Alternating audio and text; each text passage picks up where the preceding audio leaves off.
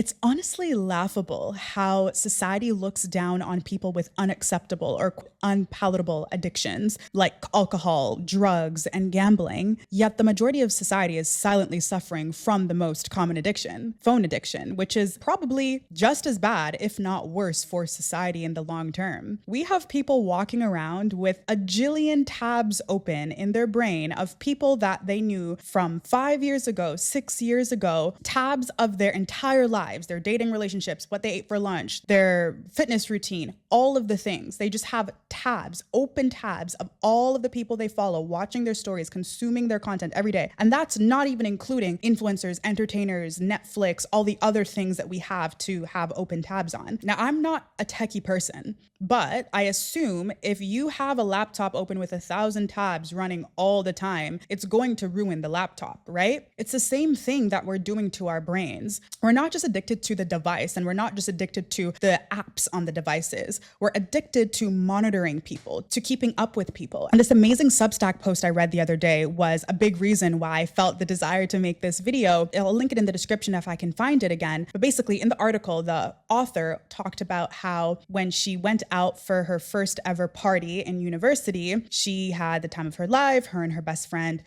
did what uni students do at parties. And then when she got back to her dorm room, she texted her boyfriend, or I think she actually FaceTimed him and was like, "Hey babe, I miss you, blah, blah, blah." And immediately he gave her the cold shoulder and he was like, "No, you didn't miss me. If you missed me, you would have texted me. I missed you. You would have kept me updated at the party." And the Substack post goes on to talk about how we feel too connected and we can't live in the moment anymore, which is so true. Because of that perceived access we have to so many people, we expect more from them. And aside from content creators and influencers who willingly put their lives out there, many people are addicted to monitoring people that they knew from 5 years ago, 10 years ago, that they don't have a relationship with just because it says they're friends on some social media app. And listen, I have no scientific evidence to back this up, but I have a very strong feeling if you started paying attention to the people you follow and the content you consumed, you would be hotter. Because most of us are keeping tabs on people and consuming content that make us stressed, and then spend hours doing that every single day, which I'm sure aids to you physically looking worse. I listened to a podcast the other day that I'll also link in the description,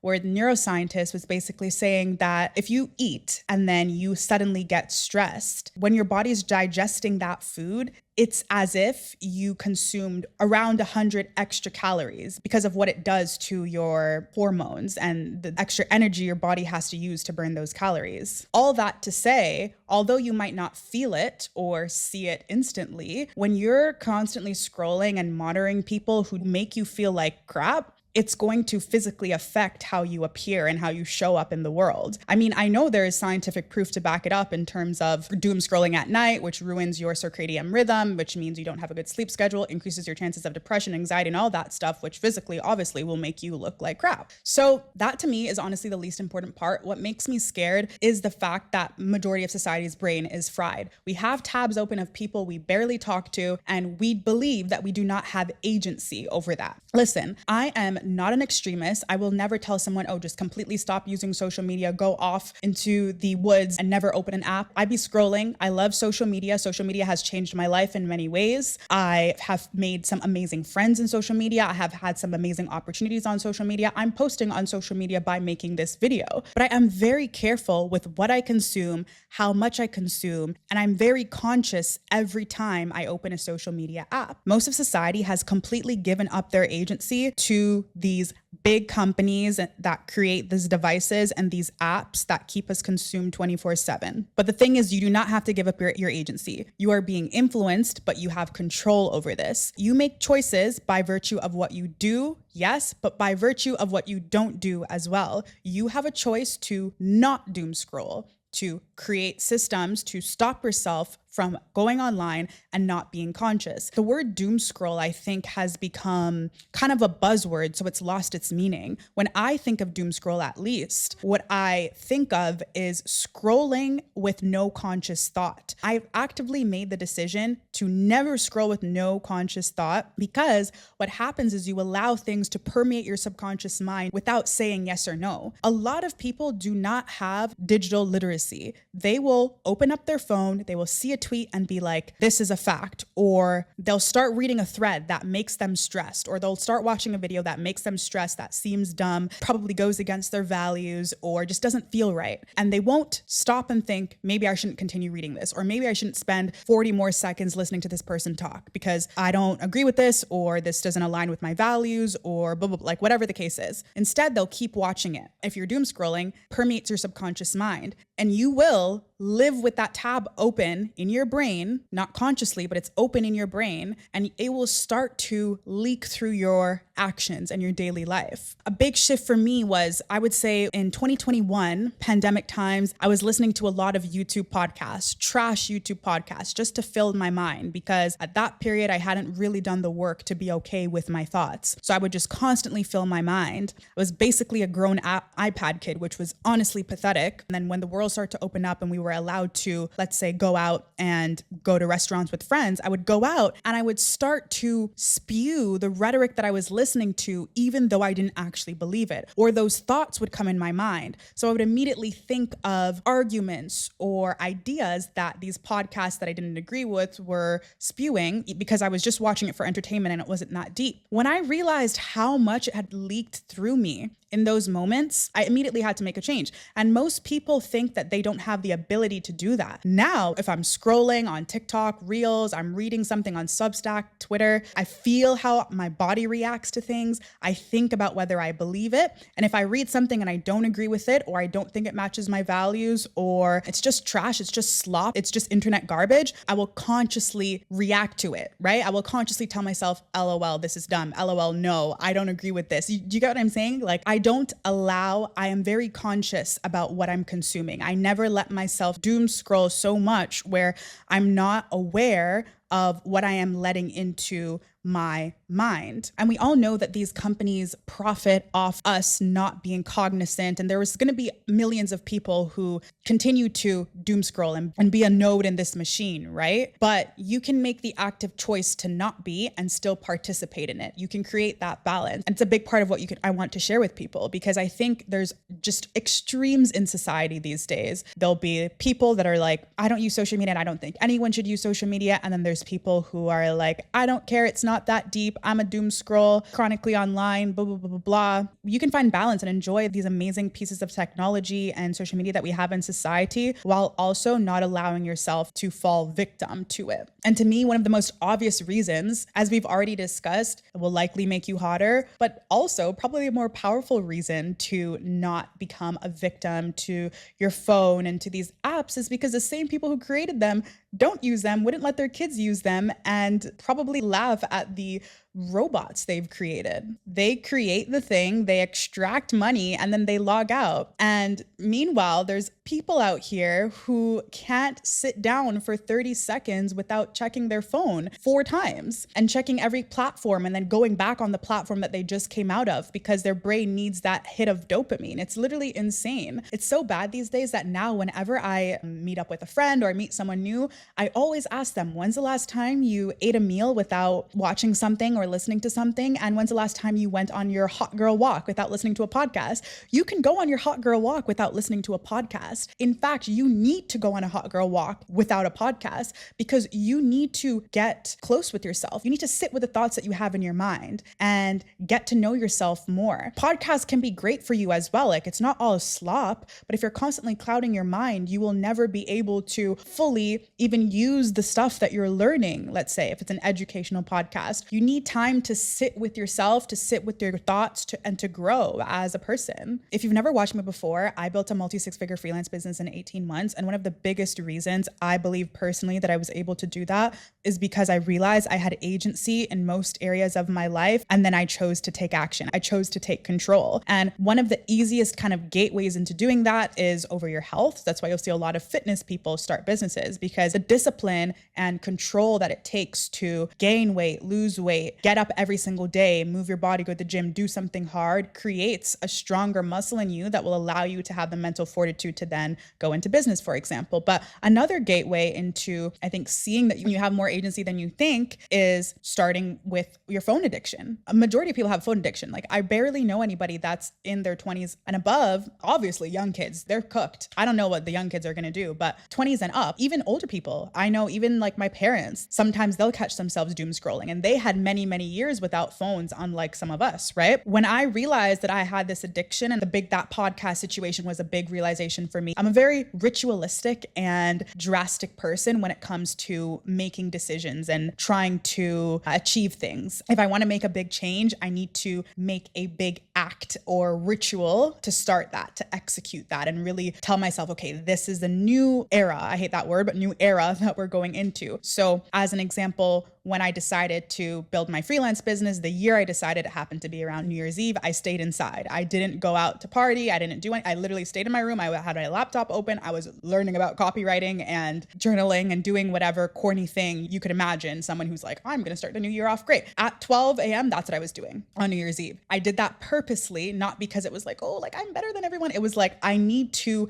drastically make a decision that proves that I'm moving into this new era of Danae. And that sort of ritualistic thinking is something that I take in every area of my life. So with the phone stuff, immediately delete apps off my phone, 30 days, no apps. After you get past day 2, day 3, it'll start to get easier. Day 4, a week, boom, you start to realize that you can think again, wow. And then you'll start to realize the benefits. So, to get a little bit deeper about how you can start to make changes to rid this phone addiction, social media addiction. And even if you don't want to, let's say, make that big change immediately, or it's literally going to be too hard for you because you're so addicted, that's fine. What I think you can do is make smaller changes. I'm definitely not going to explain this in a scientific way, so please forgive me. But from my understanding in neuroscience, there's this idea that the way your brain works is that it's constantly predicting what's going to happen next. While you're talking to someone, it's constantly predicting what's going to happen next and what's going to come out of your mouth, even though I didn't say it. So then there's this concept called prediction error, which you can use to help yourself get out of bad habits or start building new habits and create new identities, basically. So prediction error is the difference between what your brain expected, what it was about to predict, and what actually happens. It signals to your brain that something in your environment didn't go as expected, which forces your brain to pay attention and potentially update its beliefs. So this concept is what allows us to learn, to create habits. And from what I understand, it's the same thing that creates addictions or motivation or attention, right? So you can imagine then that your brain is literally rewiring itself based on how wrong its predictions are. So you can kind of use this idea to create better habits. So you can start small, for example, and go to the settings on your phone and put a time limit on an app. Instead of 11 hours, you only are allowed 5 hours, and you can constantly decrease it. What you'll have to do over time is every single day, once that notification comes up that says your time is up and you've been on apps for 5 hours, you don't go on the app. You find something else to do. You read a book. You force yourself to do something else. And over time, what you'll do is you'll change your belief about yourself. You'll change the belief that I'm a person who's addicted to my phone, or I cannot go without monitoring people, or I cannot go without being on my phone, to I have control over whether I go on my phone or not. And if you keep doing that, as you can imagine, and decreasing the time limit and continuing to be that person, you then take back your control. So for me, I have control over being on my phone, getting off, getting on. I can immediately, quote unquote, lock in when I need to, because I have used that prediction error idea to help myself believe that I am that person. But also, I have boundaries. At the end of the day, I'm only human, and I know how my brain works. And these apps are made to make it really difficult to do these things, right? So because of that, for example, in the morning, I do not open my phone. So I'll wake up, I'll make my bed, brush my teeth, get on my clothes. And if I go on my phone, the only thing I'm looking at is the workout app to see if the class is still on or if anything has changed, and the time. My phone's on big DND, like the big one where I can't see any notifications or dots or anything like that. That's another thing. Another boundary for me, I have no notifications on. I haven't had notifications on my phone for 5 years. Again, it's not a Hollywood thing, whatever.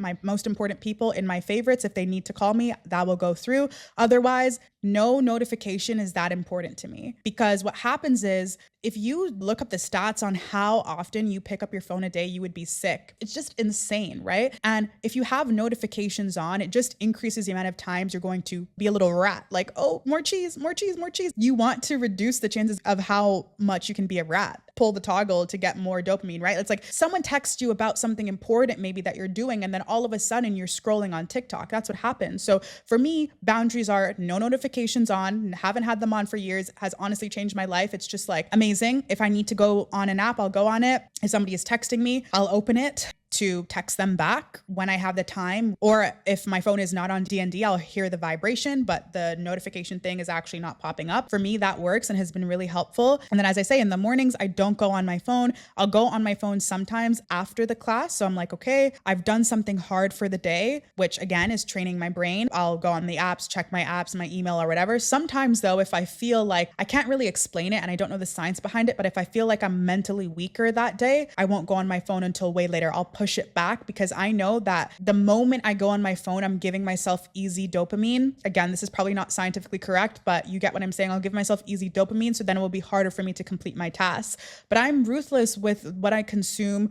who I consume, what I watch, how I live with my phone. My phone is a tool for me. It's a tool to access my friends and family. It's a tool to build my business. It's a tool to connect with people like you, but it doesn't control me. As you listen to this, I'm convincing you that you need to see it as that too if you feel like you are addicted. And as I said, if you start to realize that you have agency in these small areas of your life, it'll leak into other areas. This also opened up. So, I went through a fitness journey. I went through a phone addiction journey. I built a multi-6-figure freelance business. And now I'm so addicted to seeing what I can achieve, what I can control. So I run these 30-day experiments with myself, which I encourage you to do. Run experiments to see what you can achieve and who you can become, how things feel. It's so fun. As an example, in January, the experiment I ran was I didn't listen to music with lyrics for 30 days. I thought that experiment would be a breeze. I proved myself wrong. It was so hard. So I listened to jazz and classic, but I couldn't listen to music with lyrics. And I realized how much music can motivate me, how much I often use music to cloud my mind when I'm not feeling good. Yeah, I thought that I was pretty okay with my thoughts and that I was fine with silence or no music, but I was proven wrong when I was put into a forced experiment where I actually had to control that. And it just opened my eyes. Again, I'm not an extremist, so it's like, obviously I'm going to keep listening to music with lyrics, but I realized, okay, sometimes it's being used as a coping mechanism or a crutch, so I need to be more cognizant of that. And also, when I came back after the 30 days and I was listening to some songs, I'm like, some of these lyrics I probably do not want in my brain, permeating my subconscious mind. Realizing how much we consume sticks with us has changed the way I do and think and live in a lot of ways, especially now with music after the experiment too. It's like, even if on the surface, it doesn't make a change or a difference to me, it is making a difference in who I become. And I am making a choice, again, by virtue of what I do, but also by virtue of what I don't do. So I'm choosing to listen to this music and allow it to permeate my subconscious mind, which means I'm allowing it to affect me in whichever way that it does or can. And I also did the same experiment with no Netflix or no shows. That for me is honestly not as hard. I do love a little Netflix binge here and there, but I saw some stats about how much time we'll spend over our course of our lives watching TV or shows, and it just opened my eyes. Not to say that it's bad, but it's like, is this what you want to be doing? And these types of things allow me to think about how I want to live my life. I did a video the other day, and if you're still watching this, you'll probably like that video where I talk about how I was a people pleaser and I didn't really have any morals or values of my own. So a big part of the self-improvement work that I do now is ensuring that I'm always checking in. What do I believe? Who am I? Right? And I'm constantly checking in with myself. So I'm not just doing something blindly because I see people on social media do it or friends that are around, people around me are doing it. It's like, what do I really want? So doing these experiments, they give me actual physical proof about who I am and what I actually value. But really, what I want you to get out of this is that you can choose yourself. You need to remember and constantly remind yourself that you run the show.